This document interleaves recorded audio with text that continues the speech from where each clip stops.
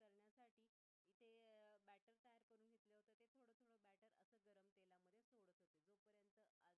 जोपर्यंत आधीचं बॅटर हे थंड होत नाही तोपर्यंत दुसरं बॅटर हे सोडायचं नाही. अशा पद्धतीने माझे 3 ते 4 इथे घेवर बनून रेडी होते. या पद्धतीने सगळे घेवर हे छान झालेले होते. फक्त पहिलं घेवर हे माझं थोडंसं खराब झालं. त्यानंतर सगळे घेवर हे अतिशय छान हे झालेले होते. त्यानंतर आपली जी रबडी आणि एक ताई पाक तयार केलेला होता, हा सगळा पाक आणि रबडी यावर मी घालून घेतली होती एक एक करून. असे सगळे माझे घेवर सुद्धा तयार झाले आणि अतिशय छान ही माझी डिश तयार झालेली होती. फर्स्ट टाइम ट्राय केली, पण अतिशय छान ही डिश तयार झालेली होती. चला तर बघूया, तुम्ही सुद्धा बनवा आणि मला कमेंट करून नक्की सांगा तुमचे घेवर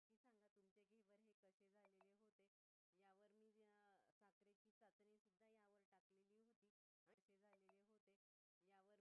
कसे झालेले होते यावर मी साखरेची चाचणी सुद्धा यावर टाकलेली होती. आणि यावर मी जी आपण रबडी तयार करून घेतलेली होती, ही रबडी सुद्धा मी यावर थोडी थोडी करून घातली होती. तर खूप छान इथे याची टेस्ट आलेली होती. तुम्ही सुद्धा घेवर बनवा, ट्राय करा आणि तुमची डिश कशी झालेली आहे हे कमेंट करून नक्की सांगा. त्याआधी चॅनलला सबस्क्राईब करायला विसरू नका. लाईक करा, शेअर करा आणि व्हिडिओ आवडल्यास नेक्स्ट रेसिपी तुम्हाला कोणती बघायला आवडेल हे सुद्धा कमेंट करून सांगा.